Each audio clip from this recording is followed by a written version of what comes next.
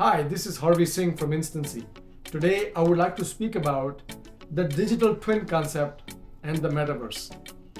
Metaverse is the next internet and is expected to impact online business, digital life, and online education. Many research organizations are already actively engaged in building immersive learning experiences.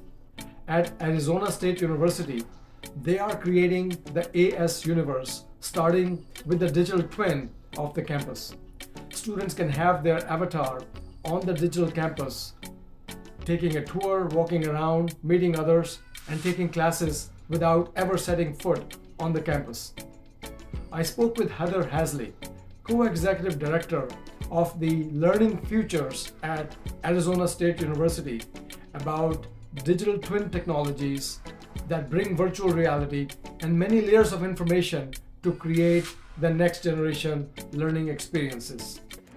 Okay, digital twins are based on spatial computing, and the basis of spatial computing is that there's a real world. We're in the real world right now, but then there's a digital world, and most digital twins are that digital replica of the real world. And some of them are automatically updated through Internet of Things sensors, things like that. But the basis is that you have the real world, and then you have a digital twin on top. But on top of that are data layers. So if you think about like the commerce sector has a whole set of data that it bases on your location and your location in the real world. So just because I'm in Washington, D.C., it knows what restaurants to recommend to me. It knows where I'm going. So now you can start to take real data and put it into this virtual world as well. And then you can keep layering data, water, utilities, IoT data. You can keep Uber operates on this idea that you have a physical world that's tied to a virtual twin that it navigates.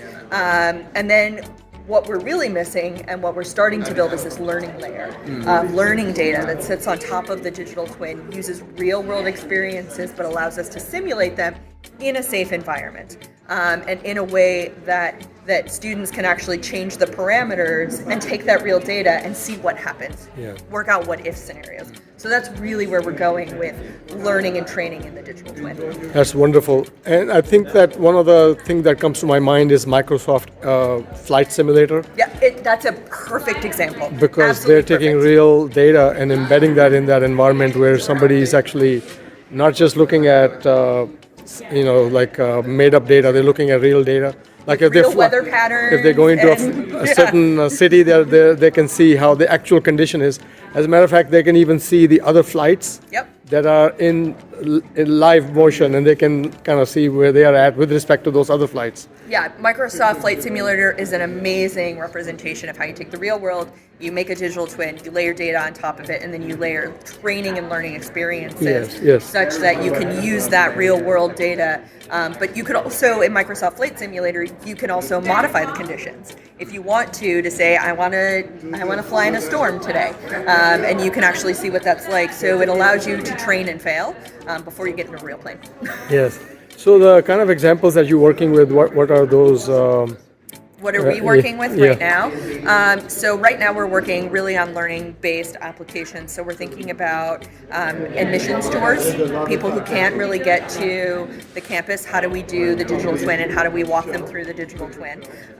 We're thinking about virtual classroom applications. So this idea of rethinking the classroom as a room with tables that look like this, and what if you were walking into a classroom that was actually a model of 18th century Europe, and you had all the artifacts around you, and you could actually walk into that space. So we can actually make a space that is a replica of something that existed but no longer exists. We're also thinking of our digital twin as a social space for our students.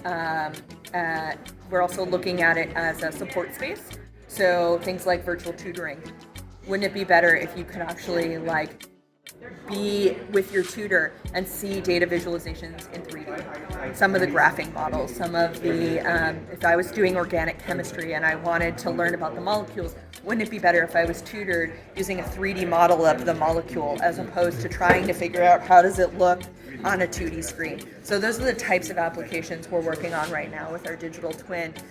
Next set of work we'll likely do is thinking about, we have blue light poles that they're basically like emergency poles, so a student, if they get in trouble, they can push the button and be like, come, and the security will come and help you.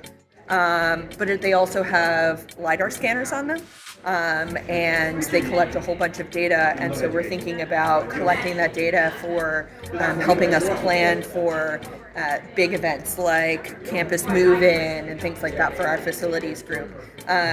We're also working to imagine the campus and putting new buildings, new proposed architectural models in. So when people come and there's an architecture competition, people can actually go and tour that, and we can actually see the impact, particularly in Arizona. Heat island is a huge problem, shade, things like that, because it's so hot.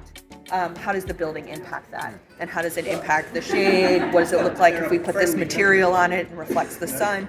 So those types of applications.